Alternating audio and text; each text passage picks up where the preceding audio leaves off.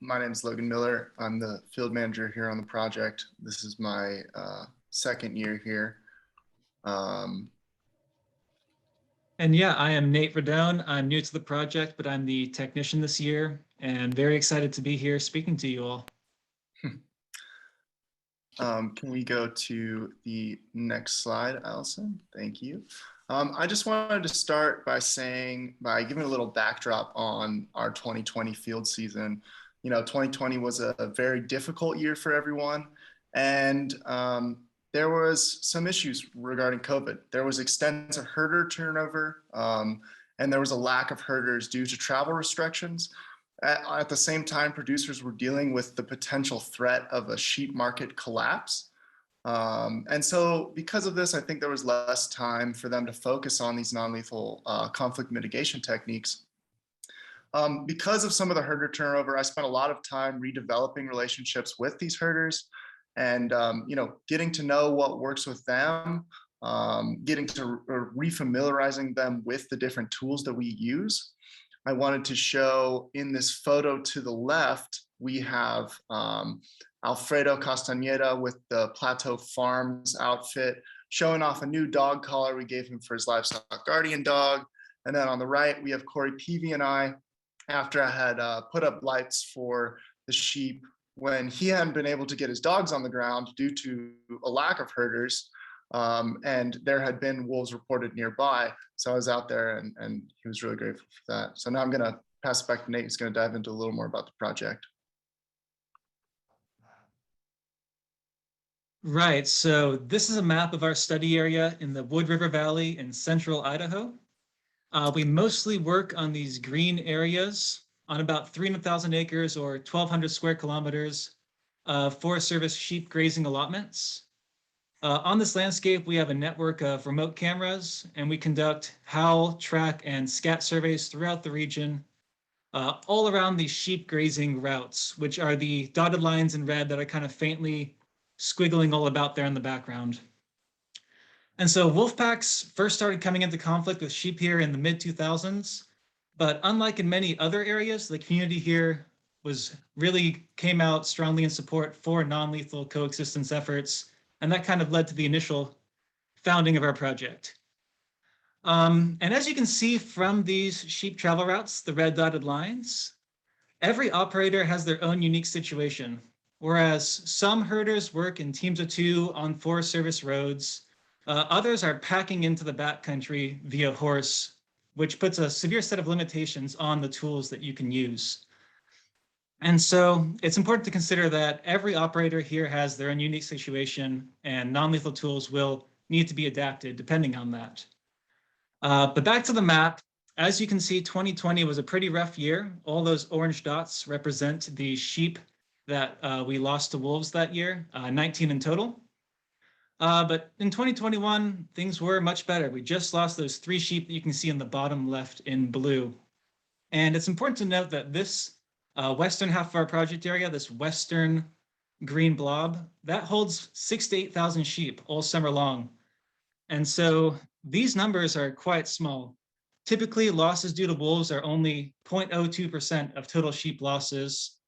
And historically, we've kept losses in our project area to about 5 per year, whereas weighted sheep losses in adjacent districts outside the Wood River Valley, but nearby, similar situation, are 3 to 4 times as high.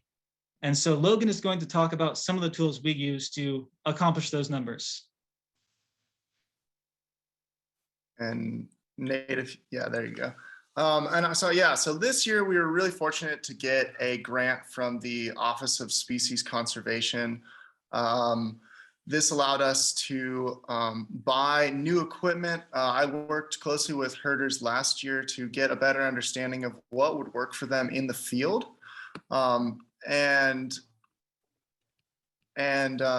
In doing so, we were able to get a better equipment list going. So starting from the top, we have some blank starter pistols here on the top right.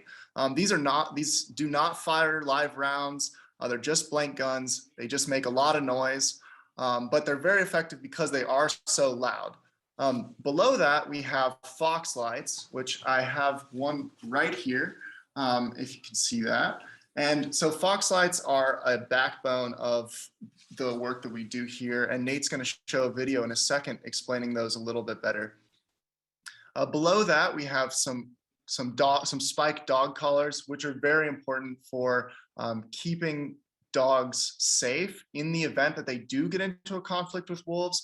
Now, keep in mind, these dogs are there to bark and not bite. And so the idea behind the dog collars is that if there is a conflict where the wolves are coming in, that these dogs have a better chance of surviving.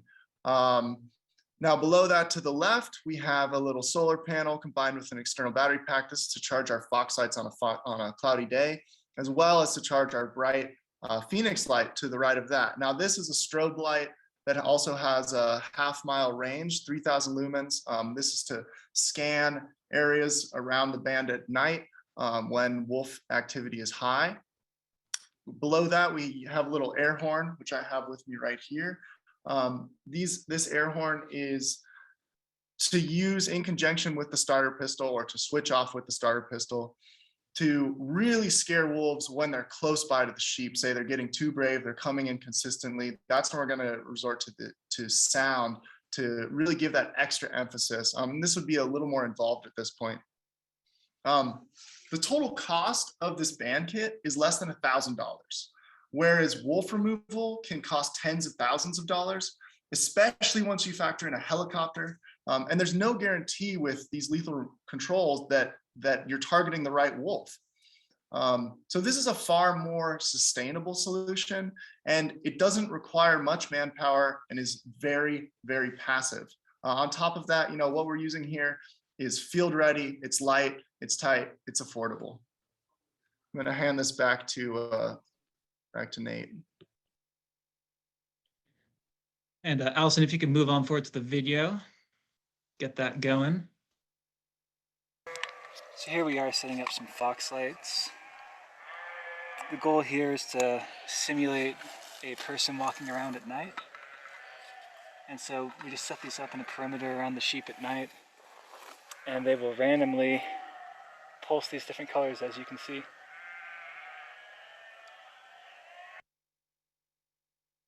Right, and so these fox lights, as you can see, just take a couple seconds to set up. All we need to do is make sure that we get a perimeter around the sheep band where wolves might be coming in. We don't want to go too close so that we also aren't scaring the sheep at night. But these tools have proven super successful for us. They've proven super successful for Lava Lake Land and Livestock, which uses them all the time to the southeast and hasn't had any problems with their wolves this season. And in these non-pastoral settings up in the mountains where the sheep are constantly moving around, wolves don't seem to become as acclimated to these. And so it just continues to work all throughout the season. And so these are light activated, solar powered. And like, as I said, they pulse these random colors at random intervals, and from afar in bushes and trees, it really does look like a campfire or someone walking around with a flashlight, which kind of triggers that human response in the wolves around here that makes them flee the area without coming into conflict with the sheep. And so now Logan's going to kind of talk about the wolf-sheep conflicts that we've had this season in the area. Yeah, so on a whole this year, can we go to the next slide? There we go. On a whole, this year has been very successful. We've had wolves detected in almost every allotment with about 16,000 sheep on the ground. And despite having this many sheep and this much wolf presence, we've only had 3 sheep killed in one allotment. And on top of that, our partner, Lava Lake Land and Livestock, was able to coexist with 2 packs side by side all season without issue just outside of our project area. Their coexistence field advisor, Kurt Holson, does an amazing job at keeping sheep and wolves apart by using some very, very simple tools. Unfortunately, 14 wolves from these 2 packs were just killed by Wildlife Services. We wish that we had the resources to cover more ground, but unfortunately we do not at this time. So we would love if Wildlife Services would try to mitigate these livestock conflicts by putting more resources into non-lethal deterrence. Our partners have shown that it's possible to coexist with these wolves, so we think that others should be able to if they're supported by this agency. But to turn our attention a little bit back to our project area specifically, as far as the 3 sheep that were lost in our project area this summer, prior to them being killed by wolves, there were no non-lethal conflict mitigation tools besides dogs being used. They were on top of a wolf rendezvous site when it occurred. We came out, we camped with the herders for a week, showed them how to really use these tools, and no confirmed predations by wolves occurred since the use of these tools began. Sadly, the project was not notified of this lethal control order. And so, and on top of that, there's no way of knowing whether the wolf that killed those 3 sheep was the one that was killed by Wildlife Services. On the bright side, our cameras show that this pack is still intact. It hasn't killed any sheep since, and it's kept occupying the same area as these sheep for another 6 weeks. It kept occupying that area. So this was an unfortunate situation where we lost both sheep and wolves, but this is only the 2nd wolf in 14 years that's been killed by Wildlife Services in our project area, and is one of the lowest number of predations by wolves we have had. And we acknowledge, and I acknowledge personally, that there will be situations where both sheep and wolves are lost, but our efforts have shown that conflict reduction is very attainable through the use of some simple tools and practices. And Nate's going to talk a little bit about what we're looking forward to in 2022. Yeah, we can, perfect. So yeah, in 2022, we know that we're going to be getting 20 additional cameras courtesy of Nature's Fund UK. We're pretty excited to be able to increase our camera grids on the ground. And we're also looking at collaborating with a genetics lab at the University of Idaho to do some scat sampling, and which will give us a better idea of wolf demographics in the area and hopefully pick out some key individuals that continue to show up repeatedly. We also would like to use some passive acoustic recorders next season to better identify rendezvous sites during our howling surveys. The vast majority of wolves that are in our project area are not collared, so there's no real way of tracking them. And so we rely on howling surveys to locate these rendezvous sites in the summer where we can get this information. And so these passive acoustic recorders will just go out there, passively sitting out in the field near where we might think a rendezvous site is, and we can do analysis of the information that we pick up from it to see how many wolves are howling in that area and home in on these rendezvous sites. We're also excited to have received a mountain e-bike this season, and so that will allow us to more promptly respond to incidents deep in the backcountry and get more up-to-date information out to our ranching partners on wolf presence in areas. So we're super excited to get all that going in 2022. And if you want to move on, Allison, I will start this video in just a second. But while Wildlife Services did kill 1 wolf in the project area this season, it was otherwise super successful. All other sheep bands, so every other band, we're looking at 18 or about 14,000 sheep. All those other bands were using non-lethals, had no predations by wolves despite consistent presence next to the sheep as shown by our cameras. And like I said earlier, the weighted number of sheep killed by wolves is 3 to 4 times higher in adjacent districts. So it really goes to show that by using these simple non-lethal conflict mitigation tools here, it gives us the possibility to minimize sheep and wolf losses while using less taxpayer dollars. And so if you keep an eye, go ahead and start the video, Allison. This is that sheep band that we've been talking a lot about. They're 2 livestock guardian dogs. And if you keep an eye on that bush on the left side of this video, you'll see it in the following couple of videos to show that we have these wolves operating or existing right next to these sheep. And after the implementation of non-lethal tools, we had no other incidents whatsoever from them. And we can go ahead and move on.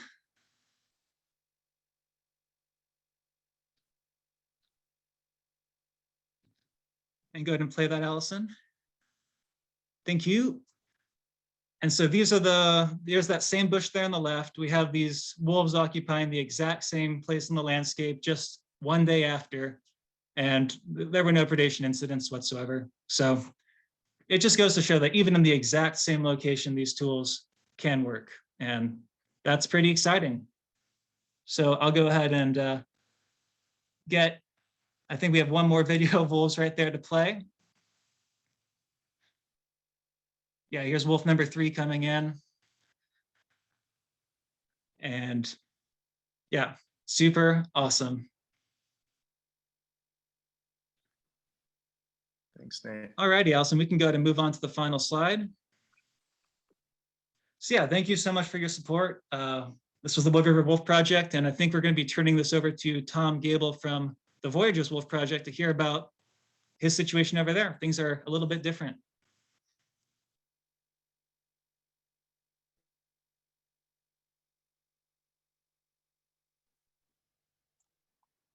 Thanks, you guys. That was wonderful.